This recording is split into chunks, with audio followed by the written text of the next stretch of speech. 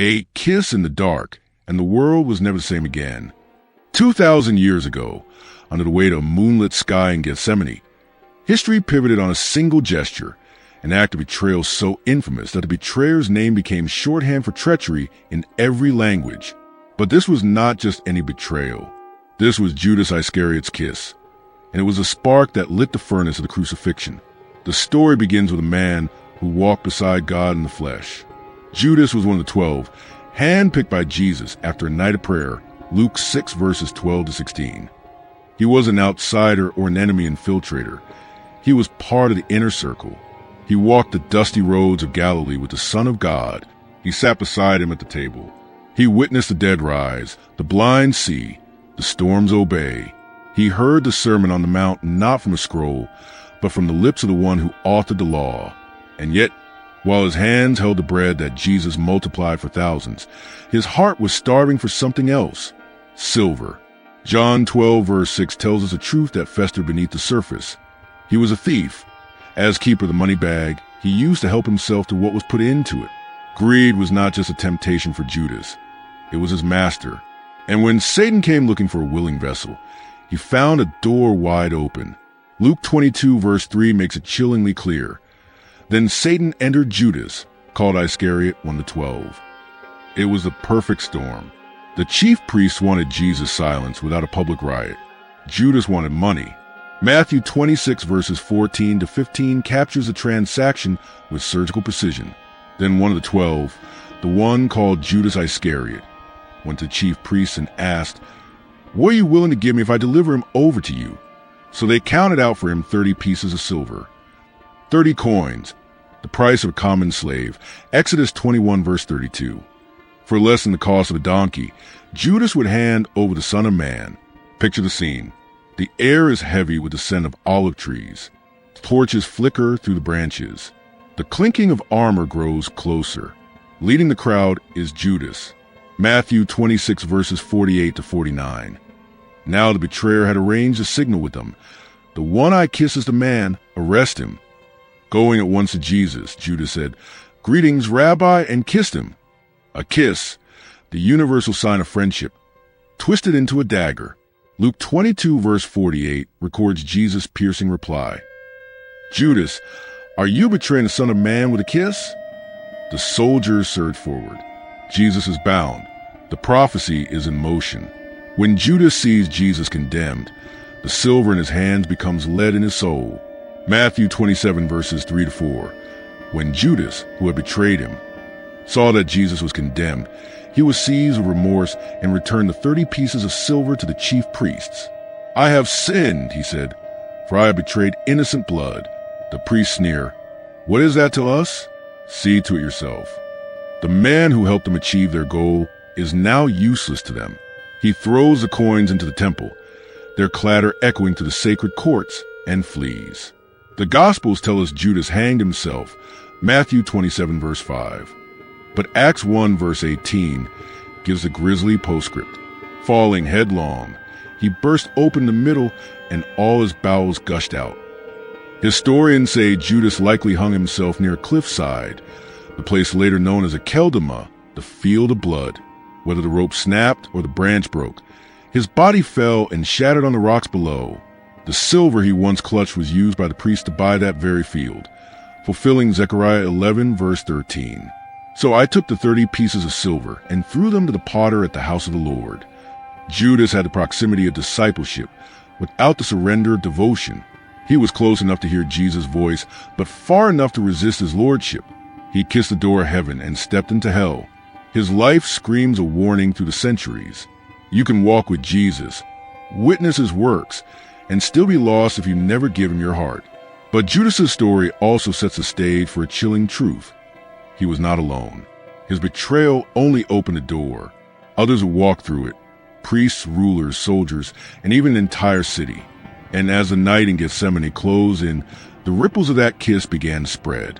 When Judas's kiss lit the fuse, the first destination for the bound Messiah was not Pilate's court, nor the Roman fortress. It was the house of the high priest. Two men, both wearing the invisible crown of religious authority, were waiting. One wore the title. The other wielded the power. Caiaphas and Annas, names etched in the Gospels not for their piety, but for their role in condemning the Son of God. Caiaphas was not a novice in power games. Appointed as high priest in AD 18 by the Roman prefect Valerius Gratus, he had managed to keep his position for nearly 2 decades, an unusually long tenure in a time when Rome treated high priests like pawns to be swapped out for convenience. Why did he last so long? Because Caiaphas understood the Roman game.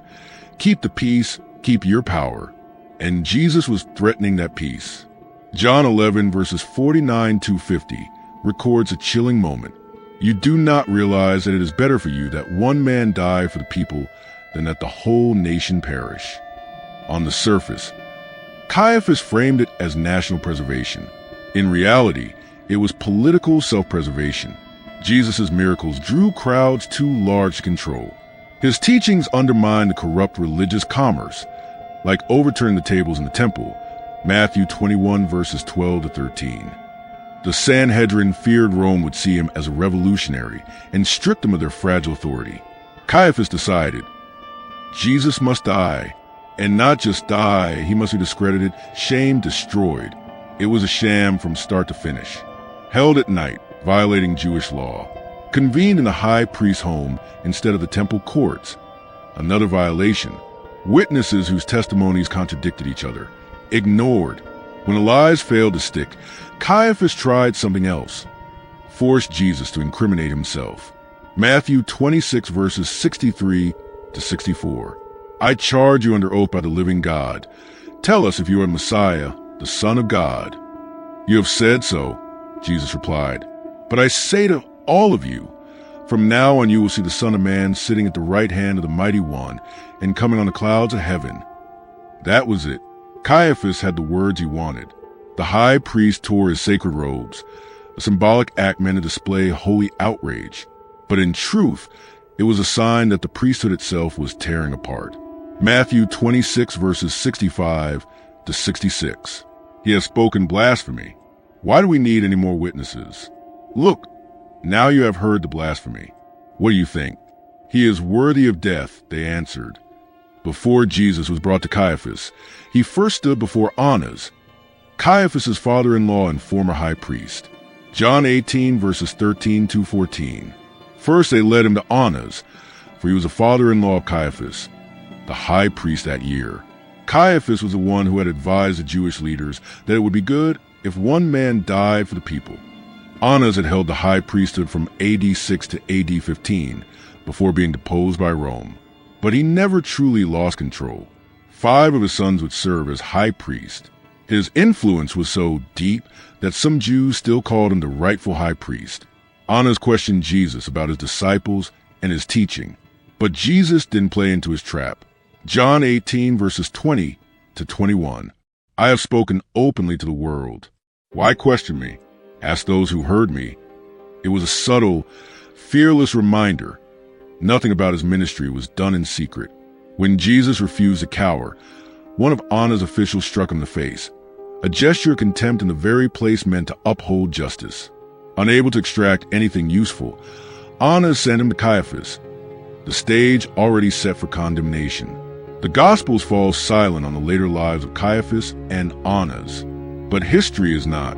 Josephus, the Jewish historian, tells us that Caiaphas was removed from office in AD 36 by Vitellius, the Roman governor of Syria. His removal came after political missteps that embarrassed the Roman administration. Without his robes, he was stripped of his identity, his influence, and his honor. Tradition says he lived out his final years in humiliation, possibly even taking his own life. Annas' end was darker. In AD 66, during the Jewish revolt, chaos erupted in Jerusalem. Zealot factions seized power. Annas briefly regained influence, only to be assassinated by Jewish rebels who saw him as a collaborator with Rome. His body was left unburied in the streets, the ultimate disgrace in Jewish culture. The men who had sat in judgment over Jesus were themselves judged by history and by God. The prophetic irony. When Caiaphas tore his robes, he unknowingly fulfilled the shadow of Leviticus 21 verse 10. The high priest was forbidden to tear his garments, a sign of the priesthood's purity. By breaking that command, Caiaphas symbolically disqualified himself from the office. And when honor struck at the Messiah, he fulfilled Psalm 2, verses 2-4. The kings of the earth rise up, and the rulers band together against the Lord and against his anointed. The one enthroned in heaven laughs. The Lord scoffs at them. They thought they were defending God's honor. In reality, they were condemning his son. 2 priests had played their part. But the next courtroom was different. Marble floors, Roman standards, and a governor who would look truth in the eyes and still try to wash him away. He had the power to free him, but feared the wrong king. From the temple to the praetorium, when the dawn broke over Jerusalem, the priests had what they wanted, a death sentence from the Sanhedrin. But they lacked one thing, the authority to execute. That power belonged only to Rome. And Rome was personified in one man, Pontius Pilate, the governor of Judea. The prisoner before him was no ordinary rebel. This man was accused not only of blasphemy, but of claiming kingship, a direct threat to Caesar's authority. Yet Pilate was not prepared for what would unfold when he met Jesus face to face. Pilate's record was stained long before that morning. The historian Philo described him as a man of inflexible, stubborn, and cruel disposition. He had a history of needlessly provoking the Jews, introducing images of the emperor into Jerusalem, and using temple funds for Roman projects. But here, Pilate's cruelty met something it had never encountered, innocence that would not bend. John 18 verses 33-36 paints the scene. Pilate summoned Jesus and asked him, "Are you the king of the Jews?" Jesus said, "My kingdom is not of this world. My kingdom is from another place." This was no defiant revolutionary shouting slogans against Rome. There was calm authority in his words, the kind that unsettled a man used to breaking others. Pilate found no guilt in him, but the priests pressed harder. Luke 23 verse 5. He stirs up the people all over Judea by his teaching. He started in Galilee and has come all the way here. The word Galilee gave Pilate an idea and an escape. If Jesus was from Galilee, he fell under the jurisdiction of Herod Antipas, tetrarch of that region. Herod happened to be in Jerusalem for Passover. Pilate saw an opportunity to avoid responsibility and perhaps score political goodwill. Luke 23 verses 8-11. When Herod saw Jesus, he was greatly pleased. He hoped to see him perform a sign of some sort. He plied him with many questions, but Jesus gave him no answer. Herod was not looking for truth. He wanted to show a miracle on demand. When Jesus refused to perform, Herod's curiosity curdled into mockery. Herod and his soldiers dressed Jesus in a lavish robe, the kind worn by kings, but on their lips the title king was a joke. They sent him back to Pilate, amused but unmoved. Herod Antipas had once listened to John the Baptist. He even feared him, knowing him to be righteous, Mark 6 verse 20. But he silenced that voice with an executioner's sword, delivering John's head to please a woman. Now he silenced the very Son of God with ridicule. Jesus returned to Pilate's court, the crowd swelling outside. Pilate tried one more maneuver. A Passover custom allowed him to release a prisoner. Surely, the people would choose Jesus over Barabbas, a violent rebel. But Matthew 27 verses 21-22 records the unthinkable. "Which of the two do you want me to release to you?" asked the governor. "Barabbas." They answered, "What shall I do, then, with Jesus, who is called Messiah?" They all answered, "Crucify him." Pilate's wife sent him an urgent message. "Have nothing to do with that innocent man, for I have suffered a great deal today in a dream because of him." Matthew 27 verse 19. But the priests knew Pilate's weakness, his fear of Rome. John 19 verse 12. "If you let this man go, you are no friend of Caesar. Anyone who claims to be a king opposes Caesar. To be accused of disloyalty to Caesar was political suicide, perhaps even a death sentence." Matthew 27 verse 24. When Pilate saw that he was getting nowhere, but that instead an uproar was starting, he took water and washed his hands in front of the crowd. "I am innocent of this man's blood," he said. "It is your responsibility."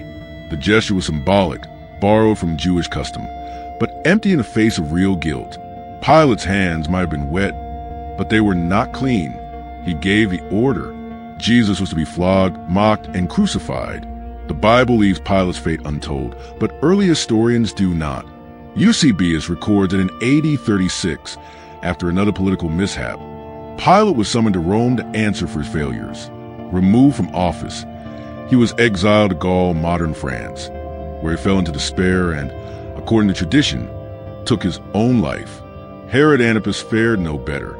Years later, his ambition led him to Rome to petition for the title of king. But his nephew Herod Agrippa I accused him of treason. The emperor Caligula stripped him of his title and wealth, banishing him and his wife Herodias to Gaul. The mocking king died far from his palaces, in disgrace. Pilate feared Caesar more than God. Herod feared public opinion more than truth. Both men had stood in the presence of the King of Kings and turned away. Their thrones were temporary. Their power expired. But the man they condemned would rise to a throne that will never end.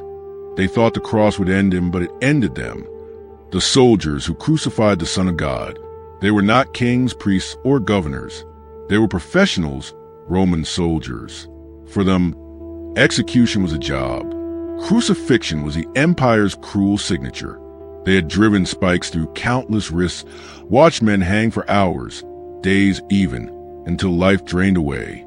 Their hearts were leathered, their eyes unmoved. But on this day, they were ordered to crucify a man unlike any other. Matthew 27 verses 27 to 31. Then the governor's soldiers took Jesus into the praetorium and gathered the whole company of soldiers around him. They stripped him and put a scarlet robe on him, and then twisted together a crown of thorns and set it on his head. They put a staff in his right hand. Then they knelt in front of him and mocked him. "Hail, King of the Jews," they said. They spit on him and took the staff and struck him on the head again and again. They laughed, but heaven wept. They knelt in mockery, but one day, willingly or not, they would kneel in truth. Philippians 2 verses 10 to 11. At the name of Jesus, every knee should bow, in heaven and on earth and under the earth, and every tongue acknowledge that Jesus Christ is Lord. They laid him on the wooden crossbeam, pressed iron spikes to his wrists, and drove him through flesh and bone. They hoisted the cross, the weight of the world sent upon his shoulders. At the foot of the cross, they gambled for his clothing, fulfilling Psalm 22 verse 18. They divide my clothes among them and cast lots for my garment. The soldiers had seen men curse, spit, and howl in agony on the cross. But this man prayed, "Father, forgive them, for they know not what they do." Luke 23 verse 34. Then came the darkness at noon, the earthquake, the tearing of the temple curtain. Matthew 27 verse 54. When the centurion and those with him who were guarding Jesus saw the earthquake and all that happened, they were terrified and exclaimed, "Surely he was the Son of God."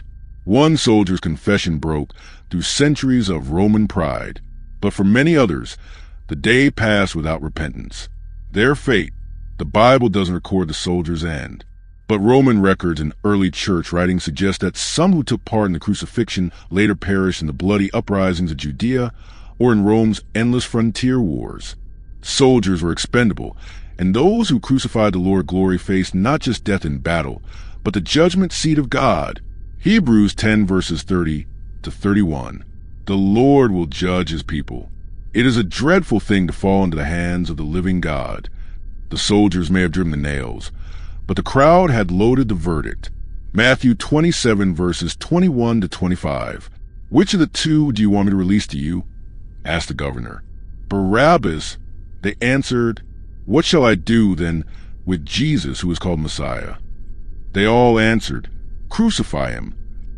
All the people answered, "His blood is on us and on our children." It was more than a shout. It was a declaration, and it was prophetic. Luke 19 verses 41 to 44 records Jesus weeping over Jerusalem. "The days will come upon you when your enemies will build an embankment against you and encircle you. They will not leave one stone on another, because you did not recognize the time of God's coming to you." For 40 years mercy lingered. The apostles preached. Thousands believed.